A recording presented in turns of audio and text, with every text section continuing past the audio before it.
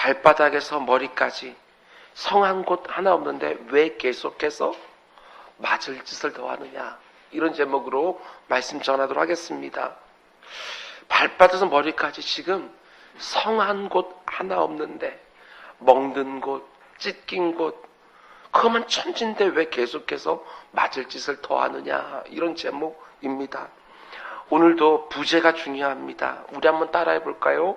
무엇보다도 먼저 새벽에 귀찮더라도 아니 그거 따라하지 말고 새벽에 귀찮더라도 좀 따라해 달라고요. 잠이 들 깨니까 아무거나 다 따라하고. 다시 한번 따라해 봅니다. 무엇보다도 먼저 예배를 회복해라. 참 귀한 말씀이에요. 예배가 무너져 있는 성도들을 향한 하나님의 탄식이 오늘 본문의 내용입니다. 어제 새벽에 부제는 하나님과의 관계를 먼저 회복하라. 오늘 새벽에는요, 무엇보다도 예배를 먼저 회복해야 된다. 예배가 무너진 상태로는 하나님과의 관계는 절대로 회복되지 않기 때문에 그렇습니다. 어제 새벽까지 우린 두 번에 걸쳐서 이사야서를 본격적으로 시작하기 전에 이사야 선지자에 대해서 먼저 생각해 보았습니다. 오늘 새벽부터는 하나님이 이사야 선지자에게 주신 말씀들을 하나씩 묵상해 보려고 합니다. 이렇게도 말할 수 있습니다. 하나님이 주신 모든 말씀 안에는 하나님의 마음이 담겨 있다는 점에서 이사야를 통해서 전해진 하나님의 마음, 그게 바로 그가 기록한 말씀들이지요. 오늘은 하나님의 슬픈 마음을 전한 선지자라는 주제로 하나님의 말씀을 대언하려고 합니다.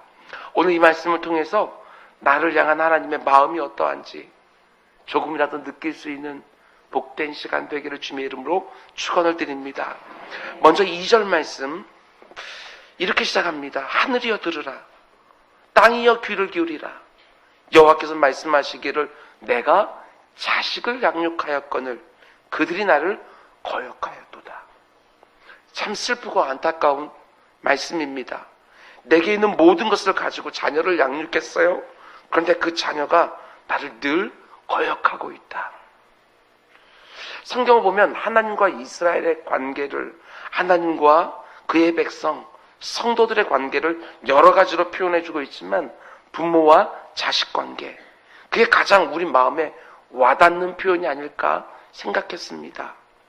그래서 우리가 결혼을 하고 자녀를 낳아서 그 자녀를 부모라는 이름으로 양육하다 보면 나를 향한 하나님 아버지의 마음을 그 어느 때보다도 잘 깨닫게 되어지는 것이지요.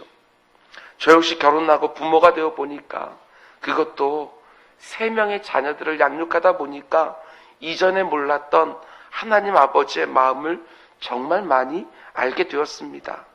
예를 들면 왜 하나님이 우리의 기도를 즉각 다 들어주실 수가 없는지 부모가 되니까 이해가 됩니다.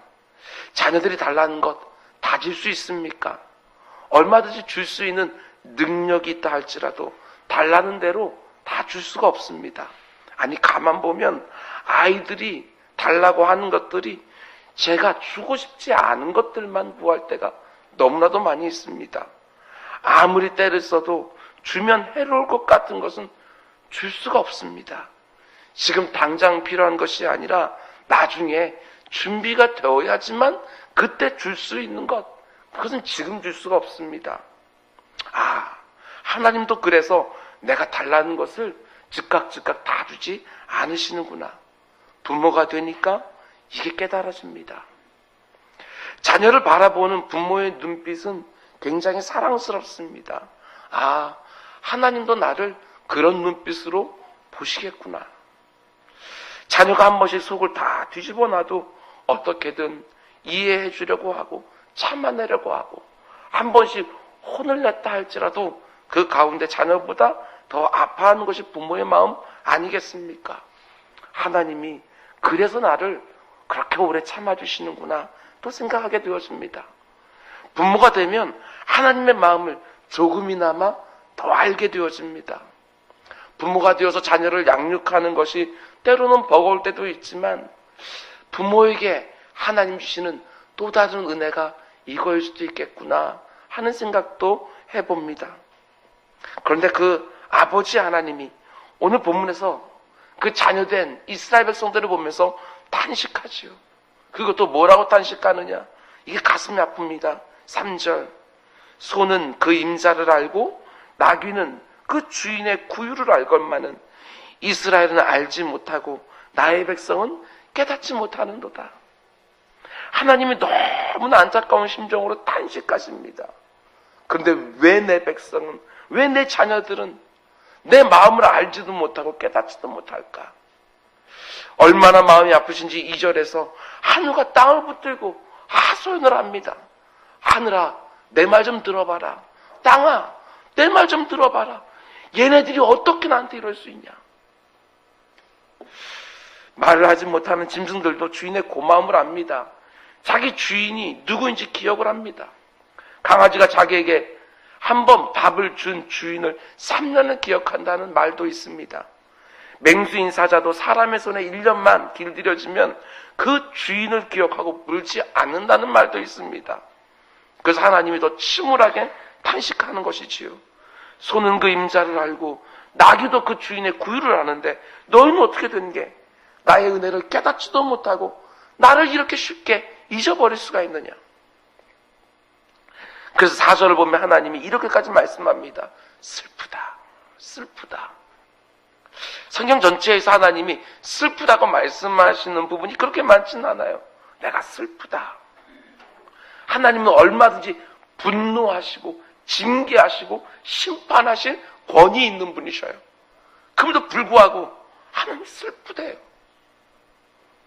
자신을 슬프게 한 대상을 얼마든지 쓸어버릴 수 있음에도 불구하고 하나님이 슬프대요. 슬픔은요, 분노와는 전혀 다른 개념입니다. 사랑하지 않으면 슬퍼하지 않습니다. 사랑하기 때문에 마음이 너무너무 아픈 거지요. 그래서 하나님이 지금 이렇게 탄식해요. 내가 너무 슬프다. 너무나 사랑하는 자기 백성들, 자기 자녀들이 자신을 잊어버린 겁니다. 근데 이스라엘이 구체적으로 어떻게 했길래 하나님이 이렇게 슬퍼하십니까? 2절 말씀 보면 나를 거역하였도다. 하나님을 거역했습니다. 3절 말씀 보면 알지 못하고 깨닫지도 못했다. 하나님을 새까맣게 잊어버린 겁니다. 4절 말씀 보면 범죄하고 허물이 많고 행위가 부패했다.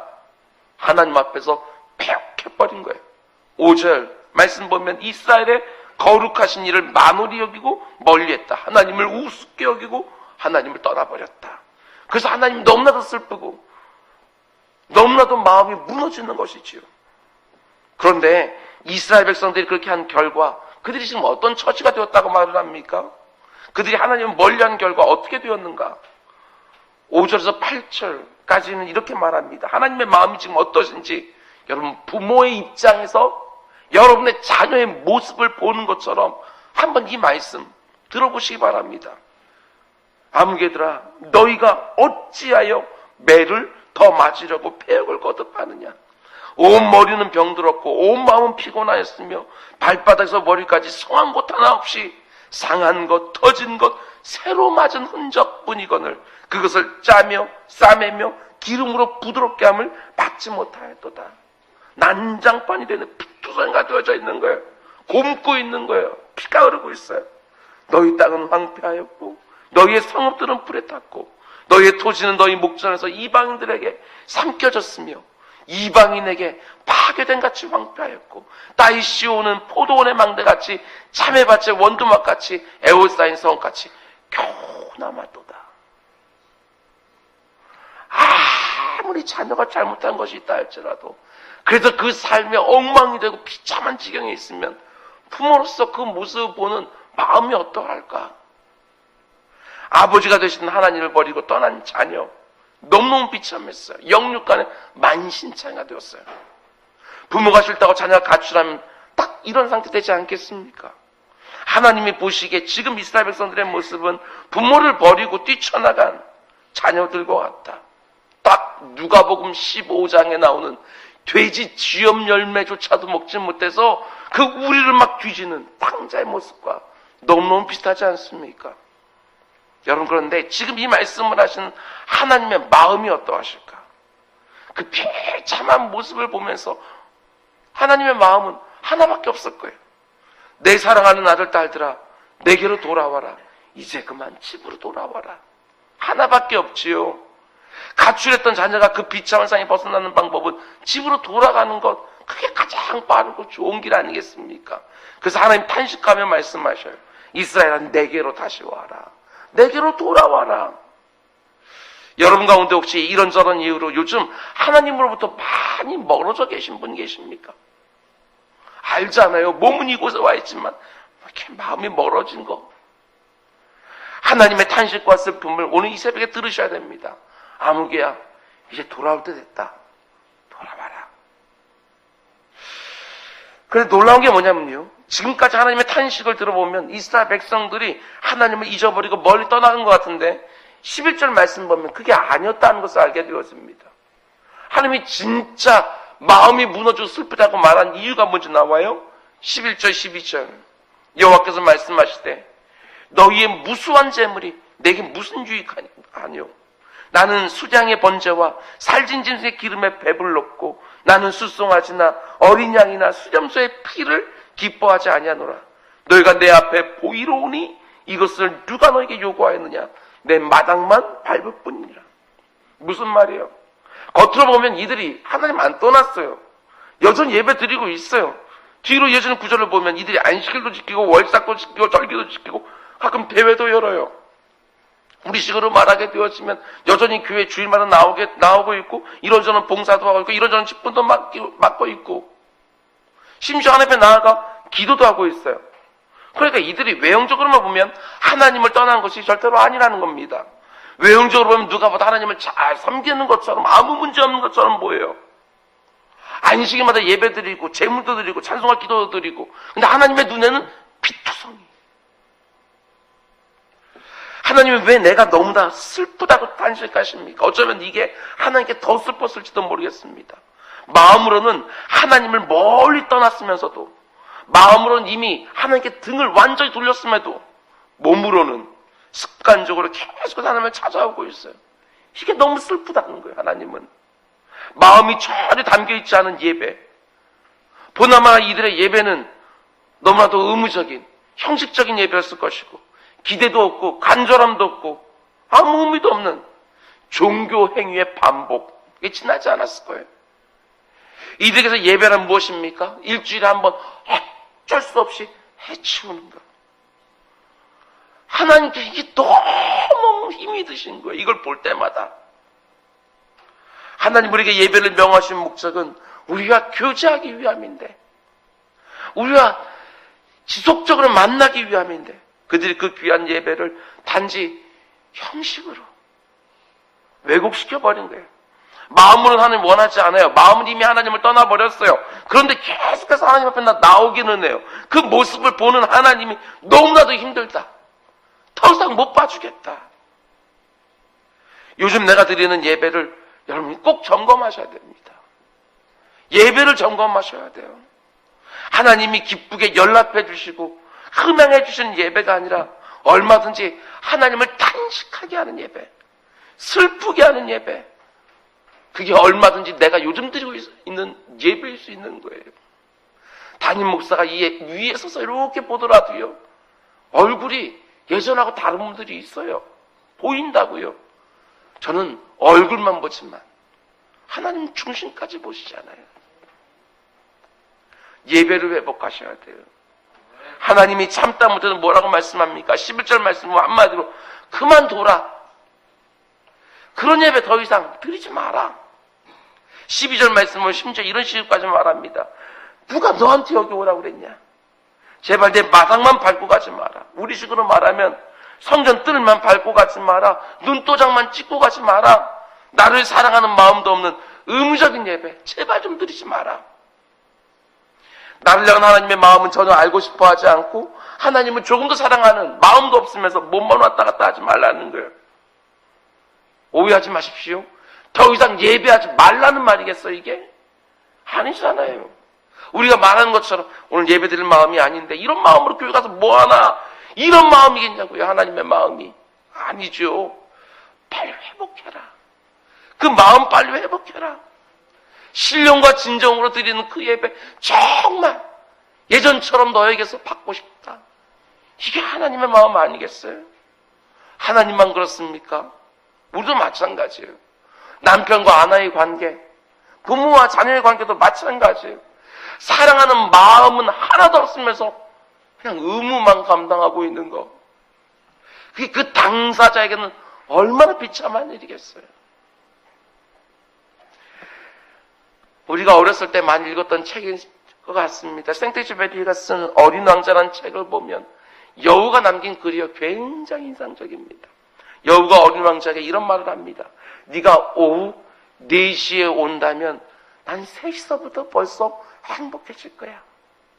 시간이 지날수록 나는 점점점 더 행복해질 거야. 그러다가 4시가 되면 나는 흥분해서 안절부절하지 못할 거야. 이런 생각을 해보았습니다. 이런 고백이 하나님을 향한 저와 여러분의 고백이 된다면 하나님이 얼마나 기뻐하실까? 11시 주일 예배를 생각하면서 10시부터 우리가 행복해지기 시작한다면, 시간이 갈수록 행복해져서 11시가 가까워지면 하나님을 만나고 하나님께 예배드릴 걸 생각을 하고 안절부절하지 못할 정도로 행복해지다가 시간이 되어서 예배로 쑥 들어가면 우리 하나님이 얼마나 좋아하실까? 여러분, 하나님은 나의 전부를 원하신다는 사실을 잊지 마시기 바랍니다. 내 몸만 아니라 내 마음도, 내 생각도, 내 정성과 의지와 집중력과 기억력까지 하나님 다 원하셔요. 어쩔 수 없이 드린 예배가 아니라 하나님은 너무나 사랑해 드린 예배를 하나님이 원하시는 것이죠. 새벽에 이렇게 차를 타고 교회로 이렇게 새벽 예배 드리기 위해서 이렇게 딱 오면, 특별 새벽 교회에서라는지 몰라도 이렇게 사람들이 이렇게 걸어가는 것들이 많이 보여요. 교회 쪽에 향하는 거. 새벽 예배를 드리러 이렇게 교회로 가는데 몸은 너무너무 피곤해도 교회가 가까워지면 가까워질수록 여러분들이 행복해졌으면 좋겠어요.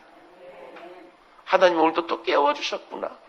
참 피곤하고 힘든 일상인데도 하나님께서 이렇게 또 기대하는 마음으로 교회를 하게 해주셨구나. 그리고 하나님의 전에서 하루를 시작하는 특별한 날이 내게 또 시작되어지는구나 하고 마음이 좀 행복해졌으면 좋겠어요. 이런 은혜가 우리 모두에게 있길 주님의 이름 축원을 드립니다. 여러분, 그런데 이런 점을 생각해 보셔야 됩니다. 왜 이스라엘 백성들이 하나님 앞에 이런 엉터리 같은 형식적인 예배를 드리는가? 여러 가지 이유로 될 수 있다 할지라도 한 가지밖에 없습니다. 하나님이 어떤 분인지를 제대로 알지 못하니까 그런 거 아니겠어요? 하나님에 대한 무지요.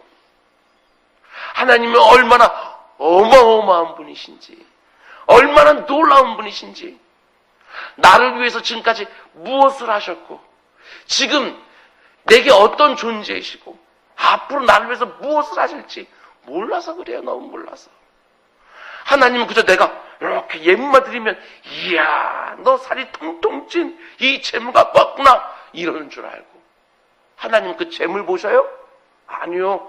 재물 드린 사람을 보셔요. 재물은 소로 드리는지 양으로 드리는지 염소로 드리는지 비둘기를 드리는지 하나님 그 재물 자체가 중요한 게 아니고 그 재물을 드리는 사람의 그 마음, 그 가운데 있는 그 중심, 그 마음을 보시는 거 아니겠어요? 우리도 그렇잖아요. 자녀들이 여러 있다 할지라도 다들 사는 게 형편이 달라요. 잘 사는 자녀는 좋고 비싼 거 갖고 올 수 있고, 좀 어렵게 사는 자녀들은 좀 조금만 갖고 오지만 부모가 이거 좋은 거 갖고 왔으니까 얘는 더 이뻐해주고 이거 작은 거 갖고 왔으니까 얘는 좀 덜 이뻐해주고 이렇게 되어집니까? 아니죠. 그 준비하면서 한 그 마음 있잖아요. 마음. 그 마음을 보시는 거 아니겠어요? 아버지한테 마찬가지예요.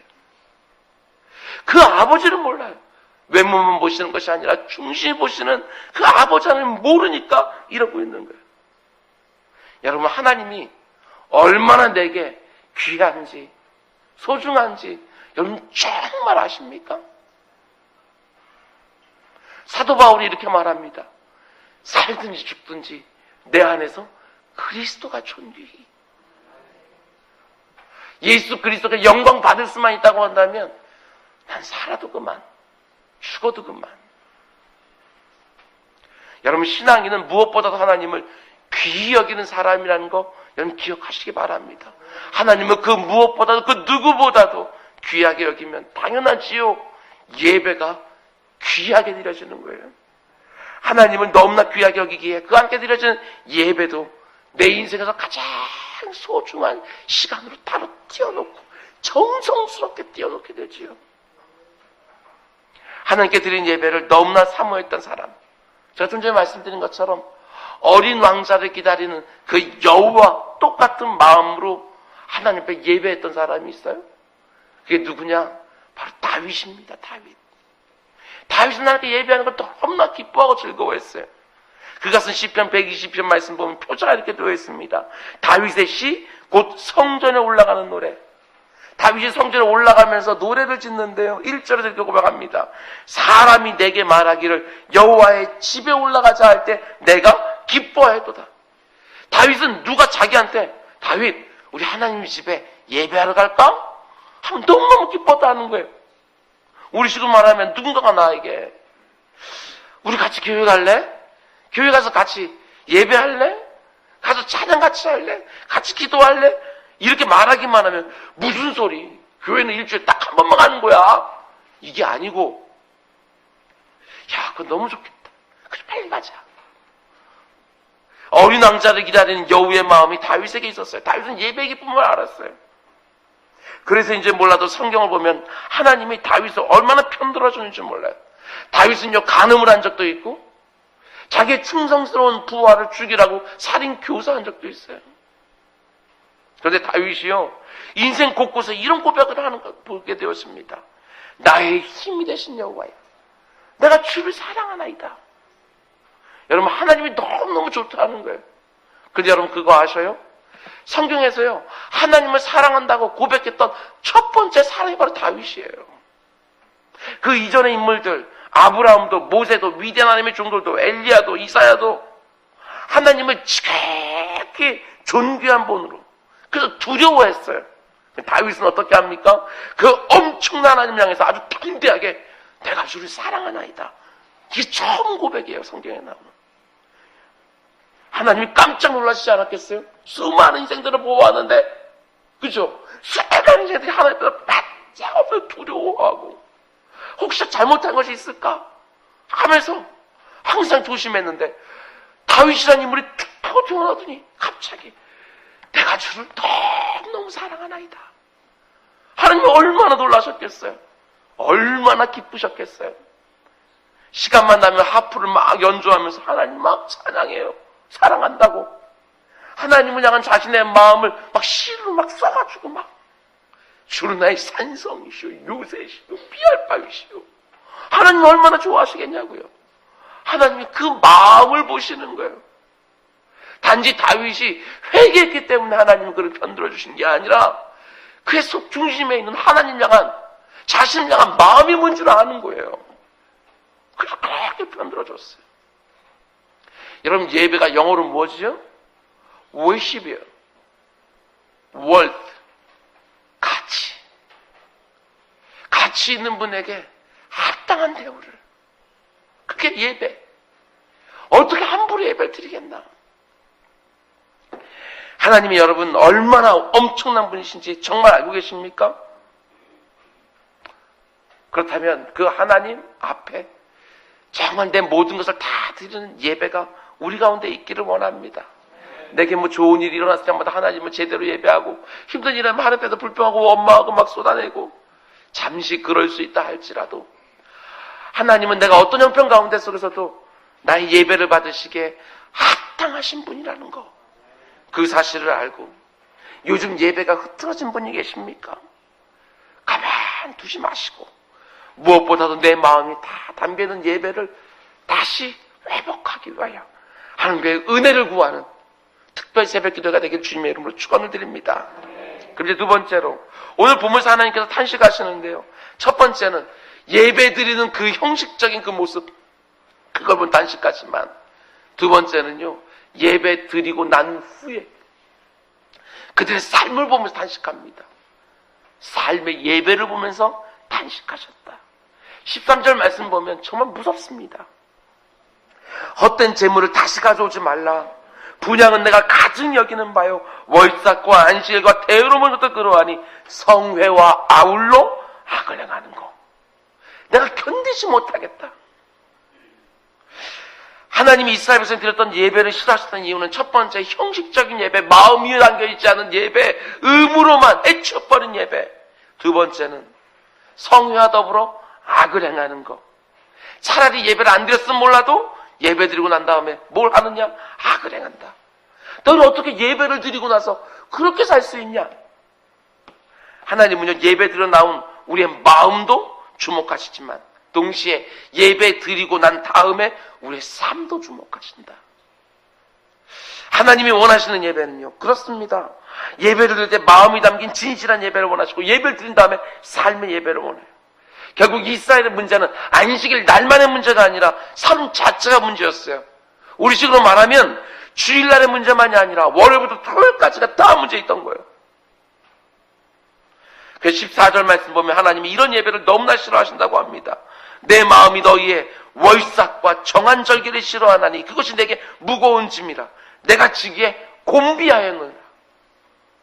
무서운 얘기지만 우리가 하나님께 드리는 주일마다의 예배가 아니면 1년에 한 번 드리는 이 특별 새벽 기도회가 하나님을 무거운 짐을 지우는 예배가 될 수 있고 집회가 될 수 있다는 말 아니겠어요? You make me sick. 네가 나를 아프게 해. 네가 날 지치게 해. 왜 그렇게 말씀하십니까? 월요일부터 토요일까지 마음껏 죄를 짓다가 주일날 되면 그 앞에 나아가서 어쩔 수 없이 형식적인 예배를 드리면서도 내가 예배 드렸으니까 이제 아무 문제 없는 것처럼 또 담대하게 죄를 짓고 하나님이 내가 지친다 너희들 모습. 예배 한번 드리고 났으면 그 다음에 좀 달라진 게 있어야 되는데 예배는 형식적으로 쓱 지내놓고 나서 월요일부터 토요일까지 또 막 죄만 짓고 이젠 지친다. 언제까지 내가 이런 예배를 계속 받아야 되느냐. 하나님 말씀하시는 거 아니에요? 창세기 4장을 보면 인류가 드린 첫 번째 예배가 나와요. 누구의 예배입니까? 가인과 아벨의 예배. 창세기 4장을 보면 이렇게 되어 있어요. 하나님이 가인과 가인의 제물은 받지 않으시고 아벨과 아벨의 제물은 받으시고, 가인과 가인이 드린 예배 순서를 보셔요. 하나님이 먼저 받지 않으신 것은 가인이에요. 가인. 하나님이 가인을 받지 않으셨으니까 그가 드린 예배도 받지 않으시는 거예요. 아벨과 그의 예배, 아벨을 받으시니까 그가 드린 예배도 받으시는 것이고, 어떤 모습으로 예배를 드리느냐, 어떤 제물을 드렸냐, 이게 중요한 게 아니라는 거예요. 하나님 초점은 언제나 제물에 있는 게 아니고 사람에게 맞춰져 있어요. 그러면 가인에게 어떤 문제가 있었기에 하나님이 그를 받아주지 않으셨느냐? 하나님을 오해했어요. 하나님에 대해서 무지했어요. 그래서 어떻게 할 수 있느냐? 제물을 좀 드리고 있지만 하나님에 대해 몰라요. 그걸 어떻게 할 수 있냐? 나중에 보게 되었으면 자기가, 하나님이 자기 제물은 안 받아주고 아벨의 제물을 받아주니까 그 시기심이 극에 달해서 마음 가운데 살 의가 느껴졌어요. 하나님 이렇게 말해요. 네 안색이 변함이 어찌민고. 하나님 이런 말 아니겠어요? 너 알잖아. 너 지금 네 마음이 어떠니 너 알잖아. 예배자에서 그런 마음 가지고 예배 드리면 되겠냐? 하나님께 말씀하지만 그는요, 그 예배자는 차마 자기 동생을 못 죽이지만 들판에 있을 때 자기 동생을 죽여요. 죽일 마음은 예배 시간에, 죽이는 건 차마 예배 자리에서 못하고 밖에 나가서. 우리가 그럴 수 있어요. 예배를 드리면서도 여전히 못된 것들은 그냥 다 들어있는데 실행은 여기서는 차마 못하고 밖에 나가서 실행을 하고, 하나님이 어디서나 계시고 하나님이 중심을 보시고 이걸 모르는 거예요, 가인이. 반면에 창세기 39장에 나오는 요셉의 모습은 어떻습니까? 아무도 보는 이가 없지만, 그래서 보디발의 아내가 유혹하고 있지만 요셉이 뭐라고 말합니까? 내가 어찌 큰 악을 행하여 보디발에게 득죄하리까? 이렇게 말합니까? 그렇지 않아요. 내가 어찌 큰 악을 행하여 하나님께 득죄하리까? 여기서 우리 종교 지도자들이, 종교 개혁자들이 늘 말했던 코람데오라는 말이 나오잖아요. 코람데오. 하나님의 면전에서 어디서나 살아가는 거예요. 어디나 하나님이 다 계시니까 그 면전을 살아가는 거, 하나님을 늘 의식하고 살아가는 거, 요셉의 모습이 있었다는 것입니다. 주일날 하나님 앞에 나왔을 때 여기에만 하나님이 계시는 것이 아니라 내가 살아가는 그 어디든지 거기도 하나님 계신다. 하나님 면전을 의식하고 살아가는 거예요. 이곳에서만 예배드리는 것이 아니라 내 삶의 모든 자리에서도 하나님이 받으실 만한 삶의 예배가 되어야 된다. 오늘 보면 15절 말씀 보면 우리가 드리는 기도도 마찬가지로 말합니다. 잘 들어보세요. 너희가 손을 펼 때에 내가 내 눈을 너희에게서 가리고, 손을 편다는 게 뭐 의미예요? 구제하는 거예요. 가난한 사람들은 막 도와주는 구제. 근데 너희가 손을 펼 때 내가 내 눈을 너희에게서 가리겠다. 너 아무리 선한 일해도 내가 내 눈 가리고 보지도 않겠다. 또 너희가 많이 그 손 가지고 기도를 한다 할지라도 내가 듣지 아니하리니 이는 너희의 손에 피가 가득하다. 피가 잔뜩 묻어있는 손으로 구제를 하고 선행을 하고, 피가 잔뜩 묻어있는 손으로 기도하고 있고, 내가 어떻게 너희들의 구제를 저 하늘 상급으로 쌓아줄 수가 있겠느냐? 어떻게 피가 잔뜩 묻은 손으로 기도하고 있는데 내가 너희들의 기도에 응답해 줄 수가 있겠느냐? 무슨 말이에요? 하나님이 내게 원하시는 것은 단지 이곳에서의 종교 행위가 아니라는 거예요.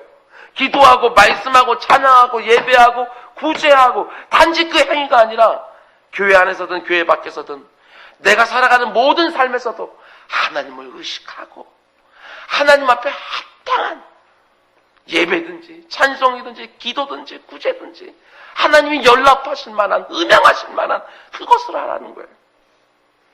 반드시 기억하셔야 됩니다. 하나님은 오늘 우리에게 원하시는 건 단지 종교적 행위가 아니라 하나님의 어떤 분인지를 먼저 알고 예배하는 것이고, 우리의 몸만 예배하는 것이 아니라 우리의 마음, 우리의 전부까지 들여서 예배하는 것이고, 그렇게 예배 드렸다면 세상에 나아가 구별된 삶을 살기를 원하시는 것이지요. 우리가 오늘 특별 새벽 기도회로 하루에 첫 시간은 예배로 시작하고 있는데요. 예배를 안 드렸다면 몰라도 예배로 하루를 시작하는 사람답게 오늘 하루 어디서 내가 무엇을 하든지 하나님이 받아주실 만한 하루가 또 되시기를 주님의 이름으로 축원드립니다. 우리 기도하겠습니다. 사랑해 주님, 이번 특별 새벽 기도를 통해서 하나님께 구하는 것들이 참 많이 있고 열리기를 원하는 것이 너무나도 많지만 내 주 아버지 하나님, 이번 특별 새벽 기도를 통하여 예배 하나가 다 회복되어지면 모든 것들의 물고가 터지듯이 하나님의 신령한 복과 기름진 복들이 쏟아 부어질 줄 믿사오니 가장 먼저 예배부터 회복하는 우리 모두가 될 수 있도록 인도하여 주옵소서. 어느 순간부터 기대감이 사라졌습니까?